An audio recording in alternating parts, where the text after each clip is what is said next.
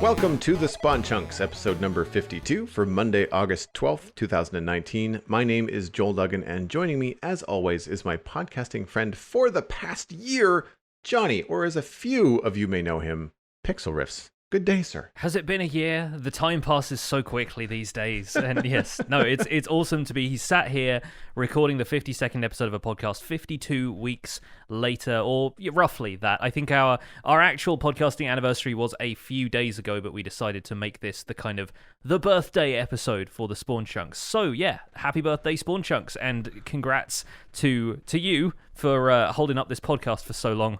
It's a joint effort, my friend. It's a joint effort. Yeah, we'll call it one of those. Yes. Right. Yeah. I'm gonna take full credit for having the idea, though. Please. Yep. you're the podcaster here. I'm just, I don't know, some bloke who showed up, I think. Oh, I don't know. No. In all seriousness, it's been a lot of fun, and I also cannot believe it has been an entire year.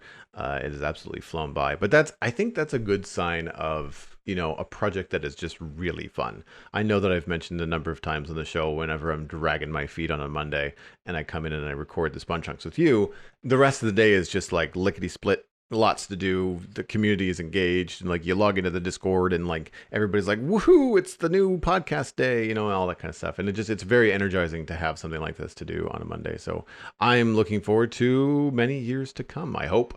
Minecraft does not seem to be slowing down. So. Exactly. That's what I was going to say. It's also testament to the longevity of Minecraft and its ongoing appeal.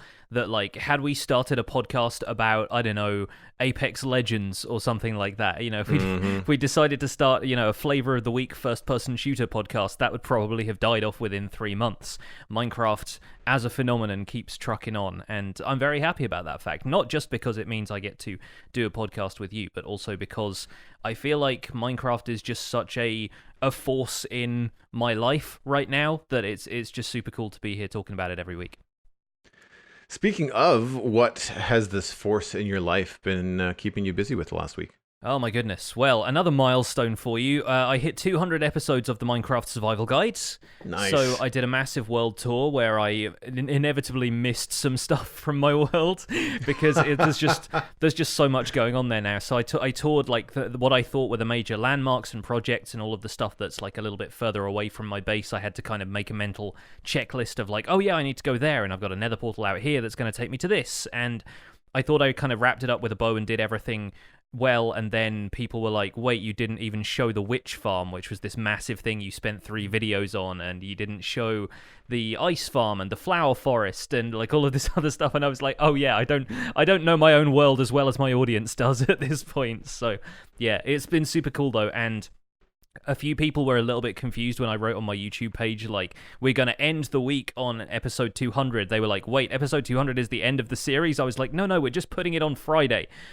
So I've now aligned the numbers so that it starts, a week starts on episode 201, and then it'll end on 205, and the numbers, like, align up with the weeks a little bit, and it's neater. Speaking of episode 201, that went out today, and I got the How Did We Get Here advancement. So I got every single status effect in Minecraft all at once. That is tough as nails, Joel, let me tell you. Like, it's so difficult, and I was trying it out in a creative test world first because the sequence with which you have to do all of the stuff is it feels incredibly like haphazard, but it's very precise because while you've got effects like, the beacon effects that can refresh, and you've got mining fatigue for 5 minutes, and I did it with, you've got to have Bad Omen and Hero of the Village as well, so I had to go out and do a raid and then come back to the place where I've got this Elder Guardian and a Shulker and a Dolphin and all of this stuff stored up in the overworld. And you get down to potion effects that last for 8 minutes and then 4 minutes and then 1.5 minutes, and all of that feels very comfortable. And then you realize you've got to get glowing, nausea, levitation, Dolphin's Grace, and Wither.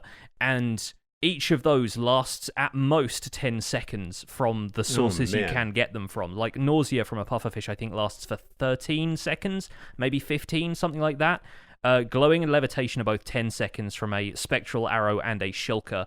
Then the only way you can get blindness is to eat suspicious stew. That lasts for 8 seconds. And then the way I was getting wither was from a wither rose that I stepped into or kind of swam into, because I had to have dolphin's grace, which only lasts 5 seconds. And a wither rose only gives you wither for 2 seconds. So I'm there cramming this stew into my face, swimming whilst like poisoning myself with this wither rose, and the achievement pops and I get it. And it was just, I could barely talk at the end of it. I think I said as much in the video. It was like, I had no idea what I was saying by the end of that, because it's just so tense getting everything right, and you've only really got one shot at it before you have to reset everything and make sure that you've got the potions brewed again and all of that kind of stuff. So it was intense, but I got it, and that is the last advancement I had left to get in that world. So now I've so you've got them all. I've 100%ed Minecraft's advancements, and I still feel like I have a whole lot of stuff I want to do with this series. So the inspiration is as fresh as ever. Cool. I watched your 200th episode, the world tour, the cinematic world tour, and I have to say I really like that style of video, that style of tour where you've just gone through and filmed a bunch of stuff with, remind me, the replay mod. Yeah. And it, obviously you've got shaders, and so you can kind of do it at your own pace, but then you can go back in with a voiceover, much like a podcast, and just kind of like talk at your own speed. You don't have to try and do gameplay and talk at the same time. And it can be, I mean, your player was in the shot sometimes doing things, so I guess because there had to be some sort of player interaction to demonstrate something, but it felt like a cool bird's eye view of the whole thing. Like I felt outside of the usual first person, obviously, Pixlriffs, the player going around and interacting with the world, and it was great because it gives you that wider view, both literally and more, I guess, figuratively, where you can kick back and relax and say like what you were thinking about when you built the build, or or why you did it and when you did it, and the kind of things where you're talking about like the history and of the world, and what you're kind of thinking like, oh, the old town, they used to live here, but now it's sank into the swamp, and so it's a little bit more decrepit and things like that, where those are the things that you've said on the series before, but it's not soaked in by the viewer the same way when they're watching you like mine something or build something. Like I find that sometimes the amount of information coming to a viewer in a Minecraft video is twice as much as a normal one. Right? Because you're listening to what the person is saying, which may or may not be related to what they're doing, and you're still watching what they're doing with intent. And so having that kind of style of video was super, super cool. And some people I want to try to learn replay mod. Some people aren't always into the lore side of things either, so it's kind of nice to kind of recap that stuff that I've mentioned offhand in a couple of videos, but I don't want to dwell on it because that's not the purpose of the tutorial. So when I'm not doing a video that's specifically about how to make your builds feel like they are part of a story or kind of tell a story with something, it's nice to kind of recap that every so often and say like, this is my vision for what's going on here, while we're not focusing on technical stuff and how to acquire certain resources and like building styles and stuff like that. It tends to form a more coherent picture for people who are interested in that kind of thing. So for me, I've not been able to play Minecraft, but I have been doing a lot of hiking over the last 4 or 5 days. You can actually hear more about that in the rendered distance, which is the extended version of the podcast that we send out to our Patreon members. I have been inspired to do more control of the player path, and I don't know how relevant this is. I'm curious about your thoughts on this, because once you're end game, like, you are with the survival guide and I am with the Citadel, you tend to just fly everywhere. Like you tend to just jump out of another portal, walk 4 blocks, and get as high as you can, as fast as you can.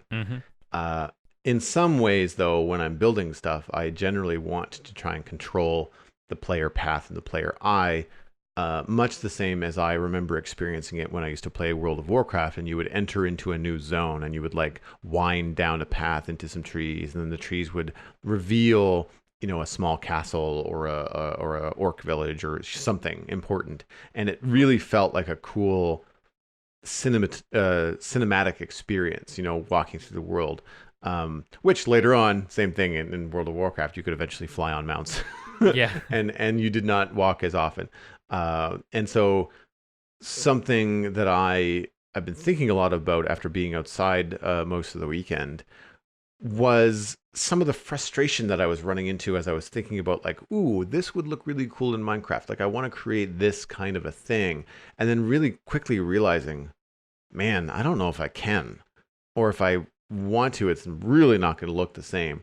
And granted, we have more slabs and stones over the last update with 114.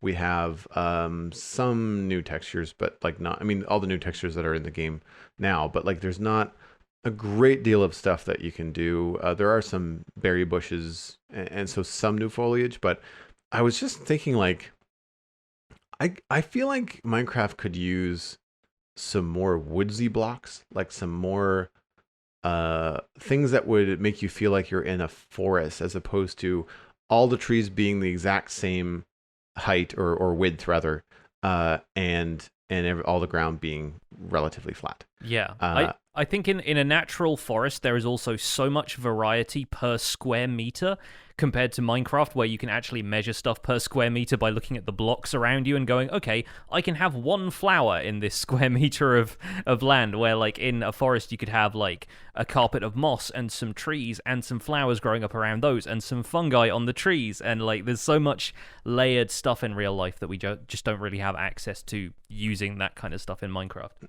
No, it's true, and there are some very creative fixes.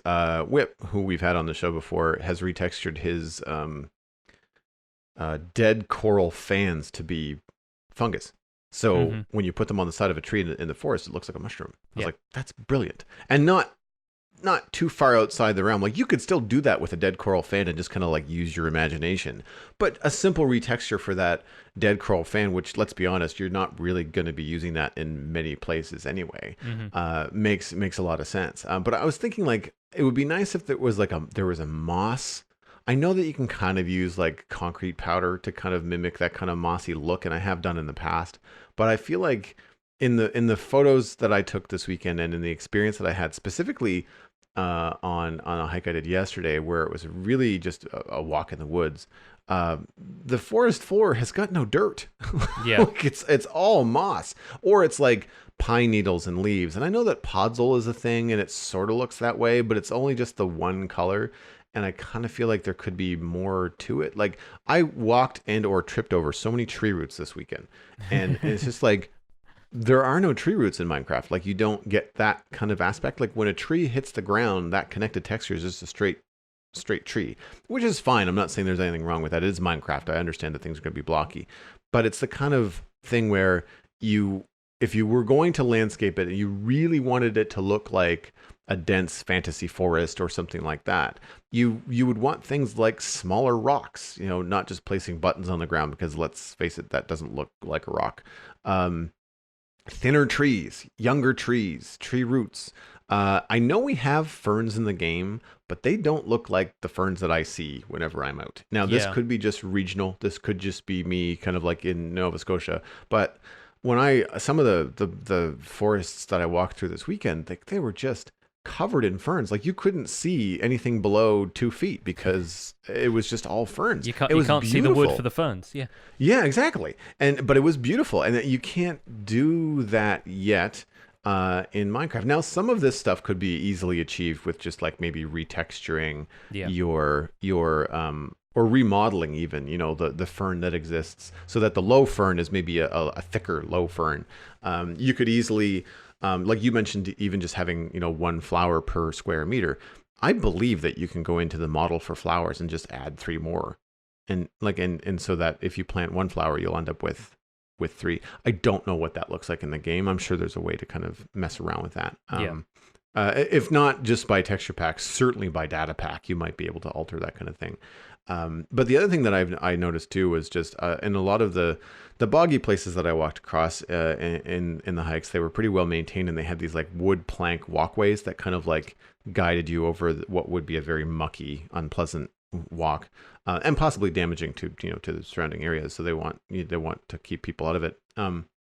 And I find that the wood plank walkway thing in Minecraft is also maybe a little bit too clean. Like there's not an option to have wood that's not finished. Like you can put logs down, but like they're the size of a tree. Yeah, yeah. Like you can't have what would be like a fence post that looks like a log horizontally.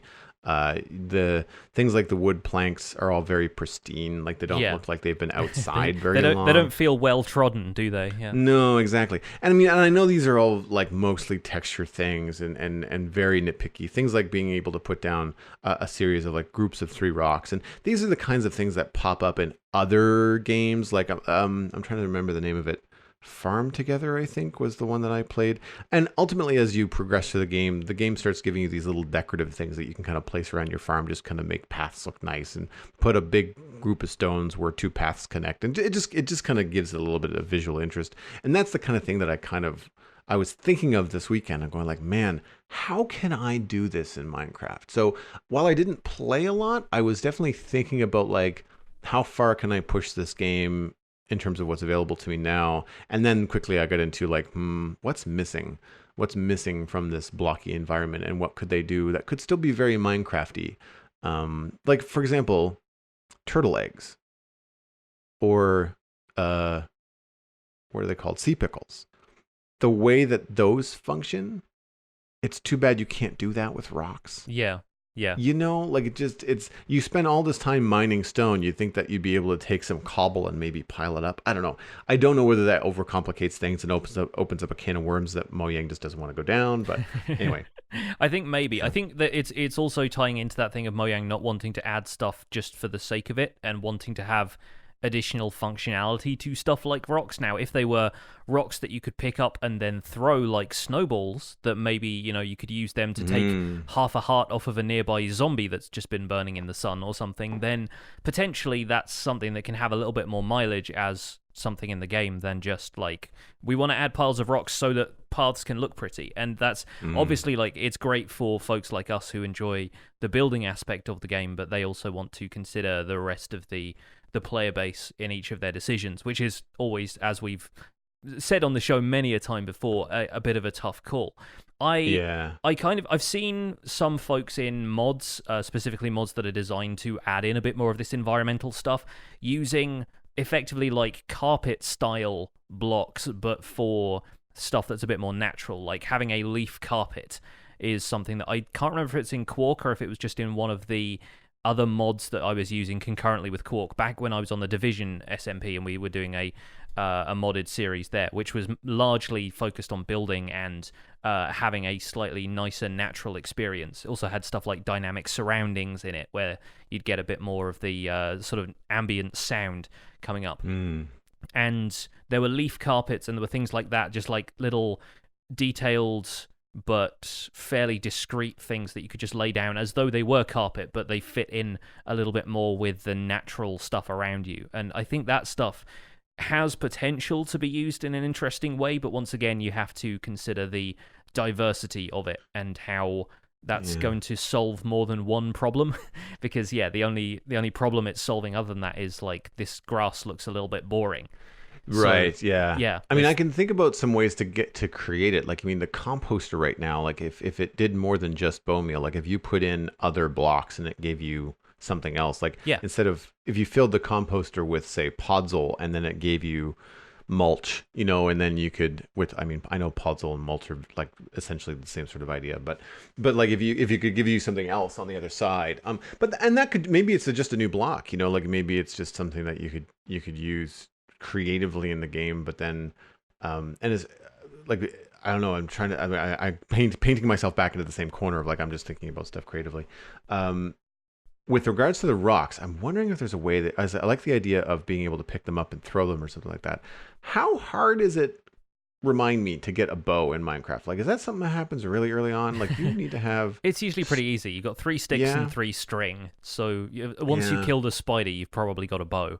Either that or you usually take one from a skeleton is what I tend to do. Yeah, because I'm thinking like a slingshot would be a fun early weapon in Minecraft, and if these stones were part of that, then that could kind of add to it. Especially if it was like fast, if it was like maybe not a strong weapon, but kind of like a quick fire sort of situation, not a high damage. But also I know that like with sea pickles, they give off various light levels as you put them down, and I'm wondering if not light levels, but maybe like put rocks down and maybe have them a comparator be able to read them, like like be able to control a redstone signal. That doesn't make sense, but then there's a lot of things in Minecraft that don't make sense. Yes. So making sense should not get in the way of fun, I think. Yeah. Well, I mean, and you could do that with, say, like, I mean, I'm really off on a tangent, but like I'm thinking about stones and rocks for decoration, but what if you could also do it with ore? So like if you wanted to put your diamonds or your redstone down, and it would show up like crystals on the ground, and the more redstone that you put as chunks of crystals, the more redstone output it would create. Like that could be kind of neat. Like just being able to right click on a block and just place more and more redstone, and the more redstone you put down, the higher the output from that particular block. I mean, there's an interesting kind of dynamic there, I think. But this anyway, is starting to feel like a mod brainstorming session. Yeah, exactly. I don't want to go too far down. Well, I mean, I'm rambling because there's no news. Yeah, there is none. We're just going to skip it. Yeah. No, we really don't have a whole lot to talk about this week with regards to news. No. I'm pretty sure, as we've said last week and probably the week before by now, they are saving any important stuff for Minecon happening next month. Around this time next month, actually. It was only 6 weeks away a couple of weeks ago, so I think we're fast approaching it, at least, and it's going to be interesting to see what they have, but expect the news section of this podcast to be a little bit on the dry side until then, unless Mojang manages to scrounge out any more details about other stuff before Minecon happens, but I don't expect that to be the case. And I think because we are celebrating a full year, and that year has been made possible by the wonderful people that listen to the show, we are going to kind of dive deep into the chunk mail bag and read quite a few emails, especially ones that are in replies to our discussion last week. And I think you've got the first one. Yeah, this one here comes from Callum. Thank you so much, Callum, for your email. It says, "Hi guys, big fan of the show. In regards to the comeback of Minecraft in episode 51, I have a question regarding Java versus Bedrock. Someone I follow on Twitter was recently talking about getting back into Minecraft and how they were going to play Bedrock, as that's the version they had installed, and saw no point in getting Java. As someone who has played Java for coming on 7 years, I couldn't imagine playing the Bedrock edition, and I wanted to scream at them for doing so. However, the more I thought about it, I couldn't find any reasons for a returning casual player to necessarily get the Java version over Bedrock, considering they already had Bedrock installed. I was wondering, do you guys have any answers? Or do you potentially even think Bedrock may be more suitable for players who'll only be casual? Thanks in advance, Callum." So, my opinion about this really boils down to, if you just want to mess around and build stuff, Bedrock and Console Edition even are basically the same game as Java. Like, it's all the same blocks, it's all the same mobs. Like, some of the mechanics may be slightly different, but the average player is not going to mind, as evidenced by the fact that the average Minecraft player does play Bedrock Edition. Minecraft Java Edition accounts for a fraction of the overall Minecraft player base, many of whom are on consoles, on tablets. That's just the stuff that's more accessible to them, or even on the Windows 10 edition, because it's cheaper than buying Java Minecraft, as far as I'm aware. I can't remember exactly how much it costs, because Java players, if they bought the game before a certain point, got a code that would allow you to download the Windows 10 edition for free. So it was, just kind of neither here nor there for me. But if you want more control over the world, I think that's where the cracks between Java and Bedrock start to show a little bit, because the complaint from Bedrock players, there was a very good video about this by Silent Whisperer, who's a friend of mine from Decidedly Vanilla, but primarily a Bedrock player. He made a video about how mobs don't naturally despawn under a lot of conditions in Bedrock Edition. Like, they've got a despawning system in place whereby hostile mobs will despawn if the light level is high enough. So if there are like player-placed light sources nearby, that's when hostile mobs start to despawn. But if the area remains dark, that's when they can stay there, basically. So it's not like a distance-based despawning system the way it is in Java. And that's why a lot of mob farms end up not really working on Bedrock, because the other mobs in the world are taking up the mob cap and not despawning. And so there are these issues that ultimately lead to a weird player experience because your river is full of drowned all the time, but it's not going to trouble casual players unless they start to dig deeper into things and want a lot more control over everything about their environment, not just what blocks are placed where, but where stuff spawns and how much of the resources they can farm and that kind of thing. So that's really the only case I find for Java Edition versus Bedrock, really, aside from accessibility, preference for control style, that kind of thing. I really think Bedrock for a casual player is, if anything, ideal. You have more chance to play with more people, connect with more people, especially if you have friends who are already in that ecosystem, if you're playing in Bedrock Edition. Yeah, and to that note, I would also say that play on the version that you're going to have the most fun on. Yeah. And also ask around before you get back into it. If all of your friends that played Bedrock, 3 years ago, are no longer playing Bedrock and are on Java, you might want to know that. Before getting back into it. Now, I mean, in this particular case, Callum mentioned that they already had Bedrock installed, so that would be like the least friction, right? Like you already have it, you can just turn it on. But I one of the issues that we had with a friend of ours that wanted to play on the Citadel was there was a miscommunication around the time we started. It was near the very confusing marketing information about the Play Together update. And he ended up buying the Windows 10 version or something like that, and couldn't join the Java server, and he was disappointed and frustrated and a little bit of a rage quit where he's just like, well, screw it, I bought the wrong one and I can't go back now, and so I'm just gonna play this one.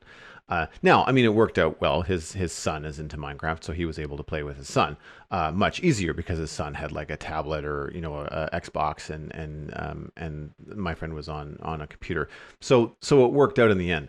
But reach out to the communities that you want to play in, find out who's playing what, or even just what kind of thing they're doing. Like maybe all your Bedrock friends are doing PvP and that's not your thing. Maybe you want to go to Java because people in that community are building, or maybe the vice versa. Maybe there's Java stuff that's all PvP and you want to do more building. I think also too, if you're going to do any kind of multiplayer, then looking into Java might be worth it if you want to control over like the server and you don't want it to be on a realm. And there's advantages and disadvantages to each. But when I've had a number of people ask me, either just in person because they know I do this podcast, or people that have written me emails and asked about that kind of thing, and I always outline it as like, look into where you want to play and who you want to play with and what your style is. Like if you want to sit in front of a computer and play Minecraft and the Java kind of features are where you want to be, including the multiplayer experience, then great. But if you want to kick back like one of our other emailers later this week and play it on your Nintendo Switch, like if you want to be able to game on the train as you commute to work, then Bedrock is the way to go, right? It's really a personal preference. I do find, I know you and I talk obviously a lot about Java because that's what we play.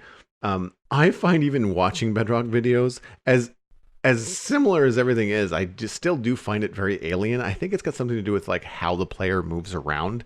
It feels very off to me, and it's not a criticism. It's like a fish out of water. I'm sure if I played it, I would get used to it, but it feels weird. My major criticism of Bedrock right now is that aside from the technical differences with Java, they don't have subtitles, and I like playing with subtitles now. It helps a YouTube audience, especially if somebody is, deaf or hard of hearing and wants to understand what's going on in the video. But also, I've gotten used to having subtitles on to, if I'm playing with the volume turned down, I can still figure out what's going on. I can see sound effects happening that I can't necessarily hear because I've got some of the volume levels adjusted. But the thing about Bedrock Edition, of course, is that you have two volume sliders, which are for sound and for music. You don't have the finer level of control over the individual sounds that Java Edition does, and I really feel like a breaking down of all of the different sliders, while that's obviously harder for people on consoles to manipulate because it means adjusting everything incrementally with analog sticks. It would be a boon to everybody who plays on Windows 10 Edition. Have like a master volume slider for everybody else, and then break the rest of the audio options down a little bit. Allows much more refinement of the experience. I feel like stuff like that is kind of essential. Also, speaking of sliders, on the Windows 10 Edition, I like to play in Java Minecraft with an FOV of 80. And in the Windows 10 edition, for whatever reason, the field of view slider has decimal points in it. And if you want to go from 70, which is the default, the normal field of view, to 80, which is what I prefer to play on, it doesn't let me rest on 80. It's 80.4. And I can't get it to go to 80. It's either 80.4 or 79.6. For whatever reason, it jumps in like increments of 0.8 each time, and I can't get it to come to rest on 80, and I don't know why, and it frustrates the heck out of me. So that is the one really petty reason why I'm a holdout on Bedrock Edition right now, is that every time I adjust that in the video settings, it just it drives me mad. Yeah, that is really bizarre. Like, I can't even think of a good reason for that. I mean, granted, I'm not a developer, but that seems a little bit strange. I think it's because it's not set up for mouse controls. It's meant to be controlled with analog sticks, which are going to move stuff a certain like increment each time, or maybe for finger sliders from the tablet edition. So yeah, I really feel like that's a strange oversight as far as people playing it on PC, which is where I do the majority of my gaming. But yeah, I don't know. It's a petty reason, really. I'm mostly joking about that, but mostly is the term I want to keep in there. Still, like, even if something is good, even if a slider is going to snap, you think it's going to snap to like 79.5, 80.5, like just like halfway marks, like common sense. Yeah, it's a little bit strange. Our next email comes from Ron D in response to last week. Hi guys, I started playing Minecraft in 2014, but I didn't start to really get into it until the fall before 1.13, around the time it was shown at Minecon Live. I'm doing some math in my head. I want to say that's around 2017. While I do think that Minecraft has been on the rise since 1.13, I think you are discrediting the YouTubers joining the scene a little bit for some of the popularity. Right after 1.14 came out, I was watching Hermitcraft, listening to this podcast whenever there was a release, and playing Minecraft almost every day. With all of this going on, I got burnt out. Then, a few days ago, when Jacksepticeye, who we've mentioned on the show before, started playing, I got interested in it again and got back to the game, and for the first time in months. While I do think the updates help people stay engaged in the game, the big YouTubers who play again or play for the first time are what helps me remember why I first played Minecraft. To reply, for me personally, I would argue any content creator that you like that's creating content that is engaging with you is going to give you the itch to play Minecraft again. Mm-hmm. Like, one of my favorite hermits is Iskall, and I've been watching a lot of his stuff lately. And because I haven't been able to play, watching creators is a way that I can kind of keep up on Minecraft for this podcast without having like the hours and hours to sink in. I can watch a 20-minute video from a couple creators and be up to speed over my breakfast or my lunch breaks and stuff. And whenever I'm finished watching one of those videos, I'm always just like, I got to go back to work now, but I really want to play Minecraft because I've just been watching like some really fun stuff happening, some redstone or some really cool idea, something that sparks something in me. I really appreciate Ron writing in and giving like a different perspective because I would say, I don't want to speak for you, Johnny, but I don't follow these big YouTubers. The YouTubers that I tend to follow are a little bit smaller, a little bit more on the Minecraft focused side. Mm-hmm. So I don't really have someone that is like a big Fortnite, Call of Duty, Dota player that happens to be playing Minecraft, because they're just kind of like spanning all these popular games. Those generally aren't the YouTubers that I follow. So I don't have this experience personally. So I really appreciate Ron writing in. I do want to hit on the note that Ron mentioned that 1.13 was what really kind of got his interest back into Minecraft after being kind of out of it for a few years. We got another email from Jacob to that point. Jacob said that Minecraft 1.13 was a very magical experience for me. I've been playing Minecraft since 1.8, and the only major update before 1.13 was the 1.9 update. The one major change I remember there was the end, but that's hard to get to and you don't see it very often. When the 1.13 update came out, I was so excited when I got to play. I was following the news to do with it, and I jumped into a boat and was just amazed at the beauty and intuitiveness of the update. I halted all my projects and spent the next week just exploring all the features of the update. This update, 1.13, is probably another reason to do with the upswing in Minecraft interest. Anyway, love the show. Keep it up. So So the reason why I wanted to read both of these is because they're both right. Right? Yeah. It's not an either or. It's not a agree disagree. It's like everybody has a different experience with Minecraft because there are just so many people that play it.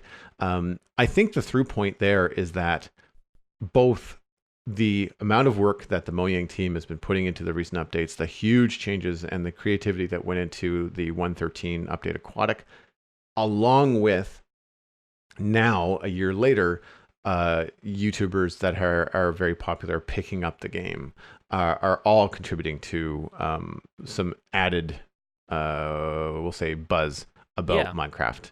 And I think it's great. I'm so glad to see the community jumping on and replying, to last week's episode. Like we had more than this. There essentially other emails from other people that essentially said the same sort of thing, but we wanted to highlight these. Yeah, definitely. And I think the flaw from our perspective on this whole thing is that we are people who are currently in the Minecraft ecosystem. Like, we play on a weekly basis, if not, in my case, a daily basis. We are basically constantly looking for stuff to talk about with Minecraft, and so Minecraft feels very present in our lives. I can absolutely appreciate that anybody who doesn't really play Minecraft as regularly as we will, sees somebody big playing Minecraft and goes, oh, okay, Minecraft is back, and this person is the one who's done that for me.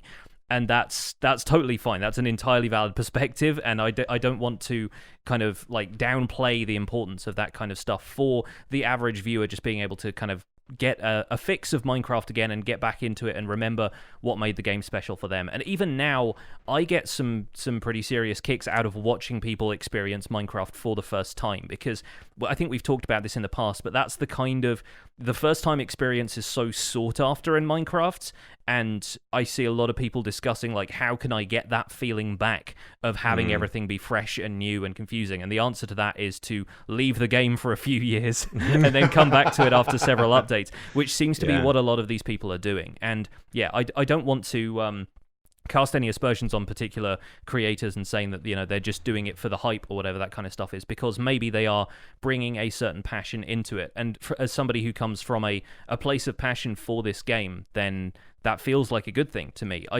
I hope that people don't end up placing all of their hopes and dreams on these people who might end up giving up on Minecraft again in a couple of years and then just feel like that one creator has let them down just because they want to move on. I feel like there is a wider Minecraft community to explore beyond creators like that. And if that's the person that gets you into Minecraft again and you want to explore further than that, just know that you don't have to limit your perspective to just those individuals. There's so many people out there playing the game, many of whom are incredibly underrated content creators. So yeah, I'm totally on board. If Jacksepticeye gets you back into the game, fantastic. I hope you have a great time playing.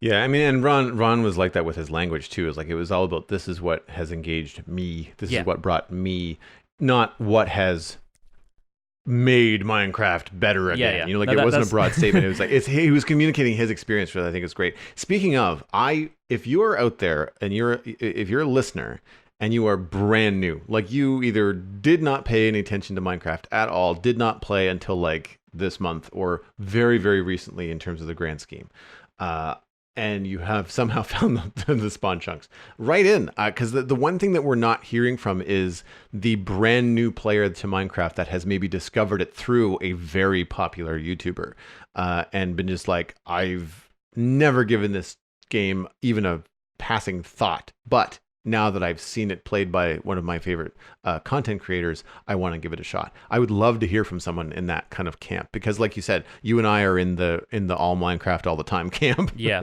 I think I saw a comment on one of my videos today that was something along the lines of, when you don't call yourself a veteran because you never stopped playing. And it's that's kind of how I feel about it now, is like, I feel like I've been playing this game for so long, but I don't want to call this like a Minecraft veterans podcast, because even then we have both come to the game relatively late in its lifespan at this point in time. So yeah, but we do feel like we get very in depth and we talk a lot about, we deep dive on features of the game and stuff like that, and it's really interesting to get the new player's perspective on everything. I get a buzz off of that stuff, people getting like confused by, what's this feature and like, what do I do here, and people figuring out how to enchant stuff for the first time and stuff like that. That's also really cool. And speaking of which, we have a third email here that comes from Michael P, which addresses that a little bit later. So it says, hey guys, new listener here. There you go, Joel. You got one right away. It was that easy. Just wanted to say thank you for all the awesome info you put out in this podcast. In case this gets read on the podcast, here's a great seed for Bedrock players in the audience. Since I hadn't played in quite a while, I wanted to start fresh, so I called my world a whole new world, and on a whim decided to use the seed Aladdin. I see what you did there, Michael. This seed is really fun. The spawn point is right between a desert and a forest biome, and a little ways south of the spawn there is a jungle. Within a day's walk from my house, there are 2 desert temples, a couple of really big villages in the jungle, and a big tower that I've been too scared to investigate yet. I tested the seed on Pocket Edition as well, so I'm pretty sure it will work for all console versions. And you're probably right, if they're using the same like Bedrock Edition architecture, then the seed will work the same for everybody. So anyone who wants Aladdin, I think it's with a capital A, and I kind of think capital letters are different to lowercase letters. So yeah, use the seed Aladdin to play on the same world as Michael. But here we go. Here's a question for you guys. What is that tall tower in the jungle? I'm attaching some screenshots to show off the house and the farm, and I took a screenshot of the tower so you can see what I mean. There are lots of NPCs near it, and every time I've walked past it, I've been carrying some valuable items, so I haven't dared to go near it yet. As you'll see, my house is very heavily inspired by the episodes of the Minecraft Survival Guide, but I think you'll like what I've done with the hill beside the house. Anyway, thanks for making a great show. You've easily earned a new #1 fan, Michael. Thank you, Michael, and thank you for name-dropping the Minecraft Survival Guide. Very kind of you. The tower, it turns out, is a pillager watchtower, and when you said there were a lot of NPCs near it, I kind of got the hint that this was probably a pillager outpost. So those are generated structures that will exist kind of like the temples and the villages, and they are focal points for pillagers. Pillagers will appear elsewhere in the world, and they carry crossbows, and they are typically found in patrols. So the patrols will spawn randomly, but if you want to be guaranteed to have a fight with a pillager, then you can show up to that tower and you will see them.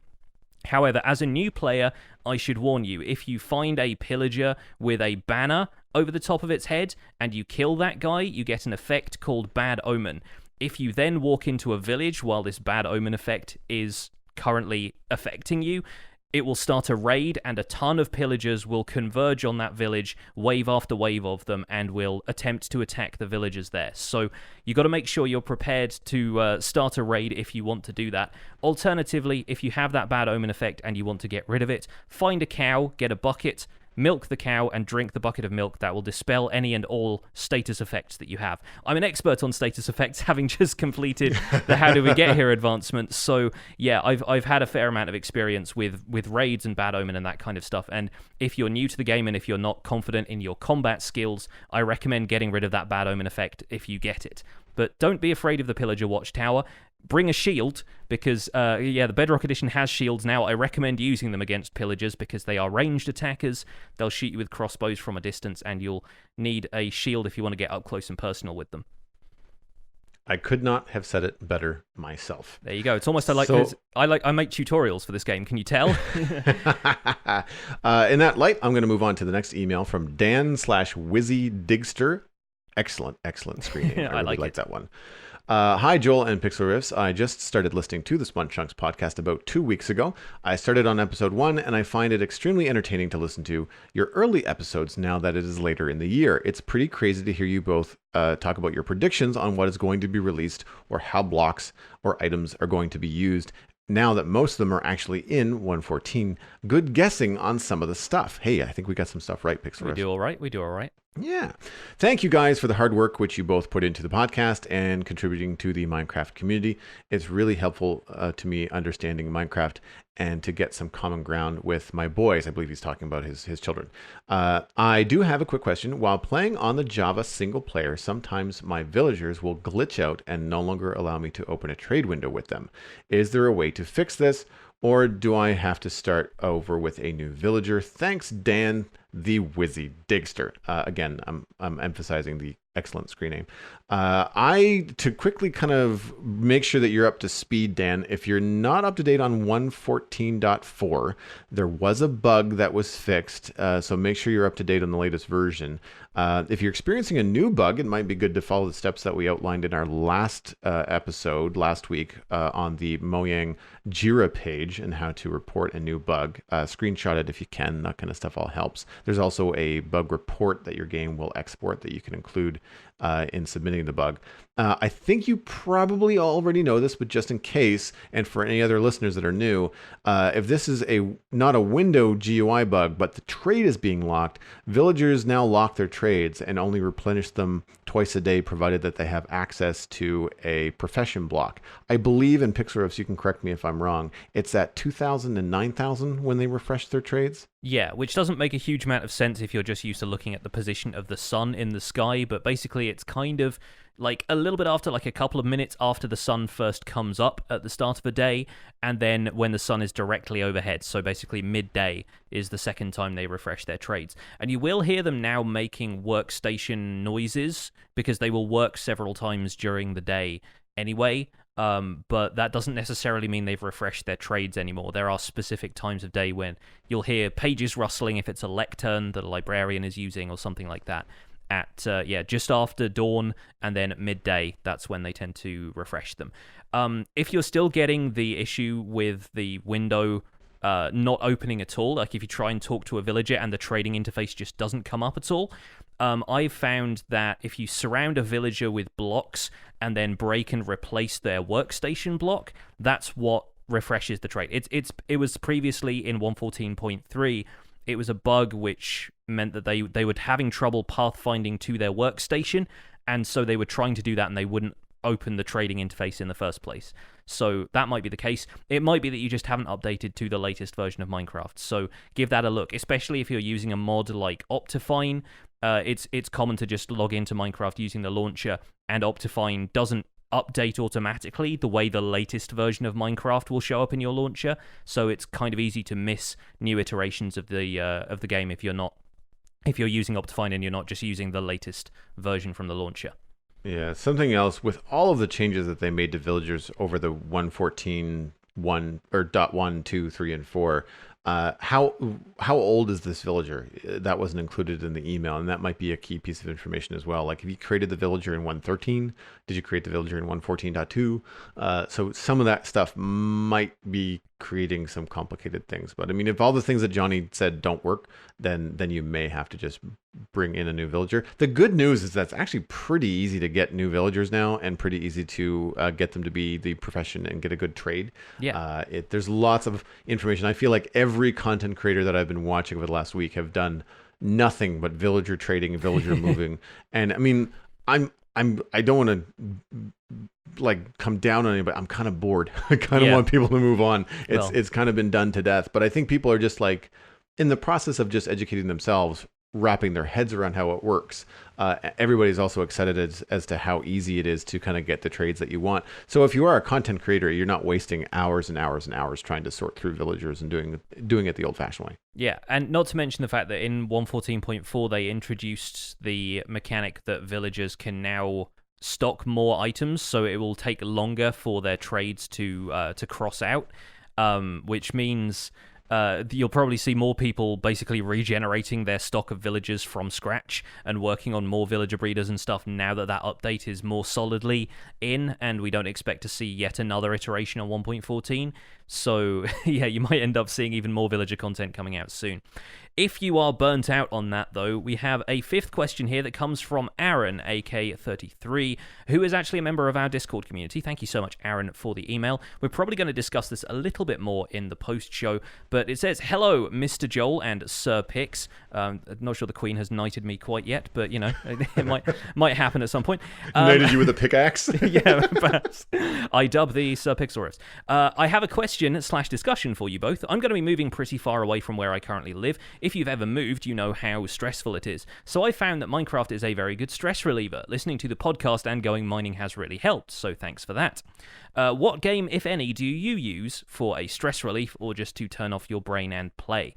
Thanks for the podcast, Aaron. We're going to give very brief answers here because we want to move on to a little short discussion for our main topic this week. But personally, I've been treating Minecraft as work lately, which means that if I want to de-stress, I don't tend to go straight to Minecraft as something to do. I don't tend to like tinker around with my world too much because it gets me too much in content creation mode.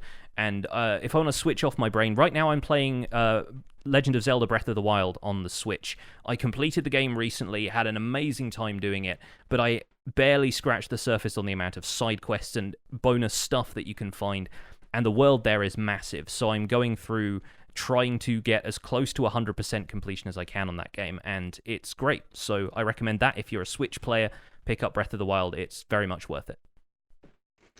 I don't have a stress relief game at the moment. I generally just play Minecraft. I do use some different tasks in Minecraft. I find because my work can be very task oriented, and the to-do list can be very, very long. Um, if I log into Minecraft without a real mission and just go around and maybe putter and fix some things, or look at my notes that I keep about the Citadel and realize, oh, there's a couple of things right here that are not good content to share. They're just kind of like, filling shulker boxes full of stuff, and not even like big mining projects or resource gathering, just like, yeah, fixing things up, cleaning up an old workstation that's unsightly, and just kind of getting that kind of stuff out of the way. It takes like an hour and a half, something I might do before bed. I do find checking off those boxes very satisfying. It's like, oh yeah, I felt like it did work, even though it was completely Minecraft. However, when I used to need a game to de-stress, for me it was World of Warcraft, and it was the kind of thing where I would just log in and do some quests or experience a story. A fun trick that I used to do would be to read the quests out loud. It sounds silly, but it made you slow down and actually read the quest, as opposed to just reading the part at the end where it says, go get these 10 fish and bring them back. Right, yeah. And so as a result, you'd have to try to pronounce the names of these fantasy people out loud. You'd have to really orient yourself to the environment. Say like, okay, I've got to go north along this path, and sometimes I would set up arbitrary rules like no flying on the mount. Just looking at the map to like, oh, there's where I have to go. Fly to the big blue circle, and collect your stuff there. Instead, it was like, all right, I'm going to use only only ground mounts, so I have to take the road. And for me, as an artist, I find that kind of stuff very relaxing. So exploring the world, having new stuff just kind of like roll over the hill towards me, probably one of the reasons why I find hiking so relaxing. Yeah. And I think you can probably achieve the same thing in Minecraft. Like you could just log in and just decide, I'm going to walk this way. Yeah. Pick a direction that you've not gone and just go. If you have a world that you like exploring in, especially if you have a terrain generation mod pack, something like Open Terrain Generator with Biome Bundle, there's some really great exploration to be had in there. And if you want to just set the world to peaceful and stroll around, I feel like that could be a much more relaxing experience than your average survival Minecraft game. So maybe worth a try. Let's move ourselves on to our topic for the week, and I thought we could keep this one short and sweet, no pun intended, because it's our birthday and we are going to have some cake. I wanted to talk a little bit about cake. We were just throwing ideas around, and I just thought, yeah, let's have a short discussion about Minecraft's kind of underused food stuff, I suppose. How often do you make cake in Minecraft, Joel? Whenever someone on the server has a birthday, so 3 times a year. That's delightful though. It's really nice to actually be able to celebrate somebody's birthday in game. If they feel like logging on that day and having a slice of cake virtually, then they can. That's it is that's cool. really nice. And it's a little bit disappointing that you can't put sea pickles on it for candles. I've tried, and I really wanted that to work. I'm not sure how that would alter the taste. There are weirder things out there in the food world, but yes. No, I don't make cake, and I don't make pies, and I don't make a lot of the more complicated baking items in the game very often, just because it's not efficient. It's not I have anything against them. It's just like once you've got like a chicken cooker or a beef farm or something, you don't generally need these kinds of food. And cake you can't bring with you. Like at least with a pumpkin pie, you can store that. You can move that around.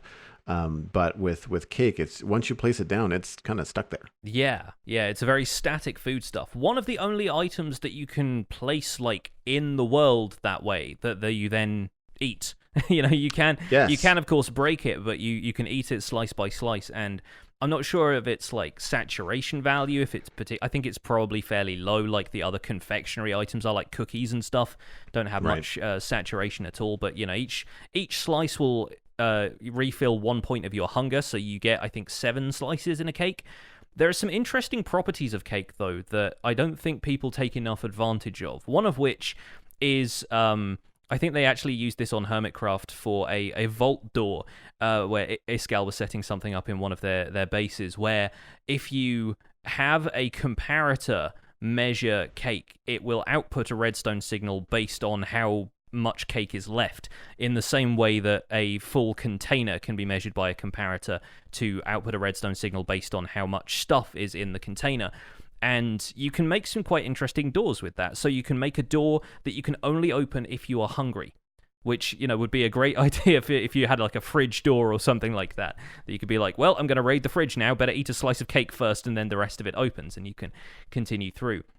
But my favorite use of cake, I think, above all else, is that if you stack cakes on top of each other, say you stack 7 cakes up, and you eat an additional slice of them the further you go up, what you end up with is a really steep-looking staircase made of cake, which it is possible to climb jumping block by block as a player. But if you're on a horse, you can ride directly up that thing without stopping. So if you want to travel up 7 blocks in a single block's worth of space, ride some horses up some cake. And that's your tip for the day. I will try and get a screenshot of this so we can put it in the show notes for people who are unsure what I'm talking about. But yeah, if you basically lay a cake above one another each time, it's a really bizarre technique, and obviously nobody uses it because it looks ridiculous. But somebody pointed out recently that you can use cake as a component of a staircase, and that has not left my mind. That particular image is just hilarious to me. Of, you know, you can obviously lay them side by side as well, so you could have a really steep, wide staircase just by, you know, having a horse ride up this staircase made of cake. And I think, while that's kind of impractical in survival because you have to get very hungry in order to eat all of the slices of cake, it is kind of fun that you can do that in the first place. So hats off to the Minecraft developers for making the silliest staircase imaginable. Yeah, I never even thought about that. It's too bad that they don't act like slabs, like you couldn't just run up it. Because, I mean, it would look really silly, but man, talk about a cool way to add some vertical speed in your nether tunnels, you know, because water elevators, the bubble elevators don't work in the nether, and like unless you're going to use like a minecart elevator, and those are kind of glitchy now. Like I don't know another way to get up super fast in the nether. Sometimes like piston elevators and stuff are okay, but on servers timing can be a little bit kludgy.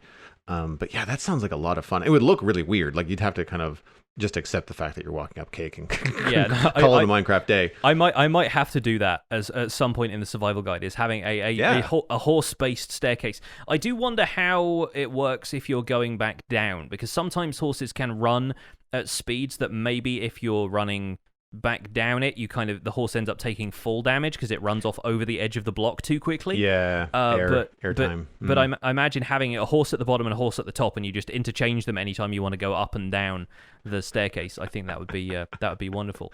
But yeah, I really do wish there were more items of food perhaps that you could place out there in the world. I think it would be a little bit weird just to have a big old carrot laying on the ground that you could, you know, take chunks out of. But I do think something like pumpkin pie really feels like the sister food item to cake, and I kind of wish that you could have that and then have it disappear in like quarter slices or something like that, and just have 4 slices of pumpkin pie that you could eat. Because I've got a bakery built in my town, and the only thing I can really put in there for decoration is cake and then other stuff in item frames, which kind of looks like a really obvious contrast between here is a lovely modeled kind of 3D block, and then the rest of these are 2D sprites attached to a wall. It gets a little bit too obvious, I feel like. So yeah, I kind of wish there was more stuff. If you could do something with the hitbox too, because we talked earlier about blocks in the game that could create more than one aspect, like contribute to more than one aspect of the game. Mm-hmm. I know that cake has a smaller hitbox than a box, or than a block. Yeah. And because I used to remember seeing it in some technical builds where people had to push items up against hoppers, like up against the edge of the hopper. To like align it with the cake instead of using chests and things. Yeah. So, but then if the pumpkin pie block had a smaller still hitbox, then that could be good for like mob farms and killing chambers and things where like you have to get a little bit closer but not too much closer, kind of like give you that width restriction. It can keeps be you the perfect weird. distance away from cave spiders. I think that would be Yeah, the yeah. best thing, that the crust is saving you from getting poisoned. I like that. That or you said the cake has got 7 slices, I think. I think so, something like that, yeah. Yeah. So I guess, well, I don't know whether that equates to 7 or 8 signal different strengths of redstone. Strengths? I think I just said that word. I'm very sorry. But cake, or pie, you could have 8, like 8 slices, or you could do more. Like you could do it, maybe have the whole 16 or something like that, or 15. Because that, again, a different, like having it contribute to different levels, similar to how like the cauldron and the composter can output different redstone signals. That would be really cool too. Yes. Cake is still one of the... it's still an achievement in the Bedrock edition of the game, I believe. You get the achievement The Lie, which is a reference to Portal, for crafting a cake to begin with. I don't know I'm pretty sure that is now out of Java edition, so you don't get an achievement for making cake anymore. You can also trade cake from farmers, so it is quite accessible, I think. And pandas will pick up and eat a cake that's been dropped on the ground. Right. They won't pick up the actual block that's been placed, but if you drop a cake item in front of them, just hit Q and throw it on the ground, then pandas will eat the cake. So I feel like there are these hidden depths to cake, these kind of interesting Easter eggs that don't go necessarily accounted for in everyone's survival experience, because it's also quite a difficult thing to craft, much like baking the perfect cake is in real life, I suppose. But you need 3 buckets of milk, 2 sugar, an egg, and 3 wheat, and that's one of the more complex crafting recipes. It needs 9 iron in order to make it, although you do get the buckets back, but it's kind of like crafting pistons, where you've got to have all of these different ingredients going into a crafting recipe, where other things are just like an assortment of planks with one thing in the middle, like a note block or whatever. So I feel like, yeah, cake has a lot of interesting concepts to it that aren't really showcased enough in the average Minecraft world. I want cake as a projectile. Yes. I want a cake catapult. I'm a little sad that it's stuck on the block when you put it. Like, I feel like if you hit it with a piston, it should fly, kind of like when sugarcane goes. And so you could put cake down, and then if zombies attack, you could just hit pistons and have them like throw cake. I'll go one better. You need a cake trebuchet, because a trebuchet is clearly the superior siege weapon. I don't know if you've seen the trebuchet memes. There is this like whole community of people who are like, anytime a catapult gets mentioned, they're like, you should use a trebuchet. Anyway, yeah, trebuchets would also look really awesome in Minecraft. Can I just say, like, I do think, yeah, some sort of food fight mechanic would be very cool. If maybe if you replace the snowball sprite with cupcakes, I feel like that'd make a really fun mini game on a server at some point. Yeah, that would be really cool. That's a good idea too. I mean, and then you have the vegetarians come in, or the vegans with their carrot Gatling gun, just like. This is turning into some kind of bizarre like Splatoon crossover at this point. We're children. It's okay.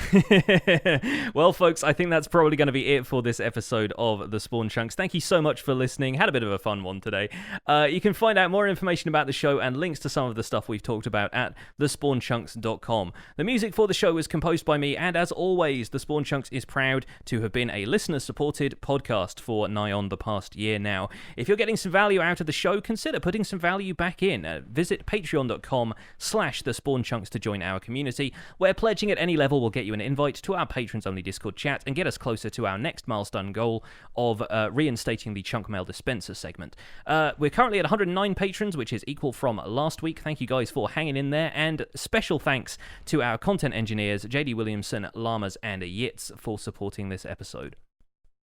Sharing the podcast with your friends is the easiest way to support the show. You can find us at The Spawn Chunks on Twitter and Instagram, but a personal recommendation is by far the best way to share the podcast. There are 700,000 podcasts out there, and quite a few about Minecraft, so tell everyone about this one. This is the one that you want to listen to. Not to disparage our other friends that are doing Minecraft podcasts. You can listen to them too, but you should listen to us first. Just poke a friend in the arm and say, hey, this is a cool show. You will like it. And it has a fantastic community. And again, after a year, I just can't thank everybody enough. It's been super, super cool. You can email the show at thespawnchunks@gmail.com. Subscribe on iTunes, Android, Stitcher, and Spotify. Or if you prefer, you can find us on YouTube as well. The podcast review this week, which I actually remember to go go and find is from Sailor Germs on August 1st on the US iTunes Store. I listen to this podcast to keep me up to date on all of things Minecraft. I love the chemistry between Joel and Johnny. Both have great perspectives about the mechanics of Minecraft and inspire me to keep playing. I enjoy their interviews, timely topics, and all-around good humor. I always look forward to seeing the newest episode pop up in my queue. Keep up the great content, 5 stars. Thank you so much, Sailor Germs. And with not YouTube, but with iTunes rather, revamping their category systems, these iTunes reviews are going to be very important. So if you have not yet given us a review on the iTunes Store in your country, please go and do so. We have been slowly rising the ranks to close to the top of the Minecraft search engine. So the more people that can review us, the more people will find us and the more people can join the community. The RSS feed is linked on the spawnchunks.com and the patron only RSS feed is on the Patreon page. That's the only place where you can listen to the render distance, the extended version of the podcast. My name is Johnny, but online I go by Pixlriffs, and you can find most of what I do at youtube.com/Pixlriffs, where my Minecraft survival guide is currently in its 3rd century. That's the 100 episode markers, not the 3rd 100 years of doing this, although it feels like it on some days. I also stream 3 days a week on Twitch doing behind-the-scenes work for the Survival Guide. I'm also the voice for the unofficial Hermitcraft recap, which you can find through a quick YouTube search. Aside from that, I'm at Pixlriffs on both Twitter and Instagram. Joel, where can people find you online? It's really simple. It's joelduggan.com. That is my online portfolio. It's got links to all my social media accounts, but it's just Joel Duggan across all the places that matter. I do a podcast called The Citadel Cafe every Wednesday. It's about sci-fi and geeky entertainment. So if you like this kind of stuff on Minecraft, you might like the things we talk about there. You can also follow me on YouTube and on Twitch. I'm going to throw you to Twitch. It's twitch.tv/Joel Duggan. Surprise, surprise. I am going to be getting back into streaming now that the heat wave is over, and I have some inspiration for some paths from the hikes that I took this weekend. Thanks for visiting the Spawn Chunks. The world outside is infinite. Happy birthday, us.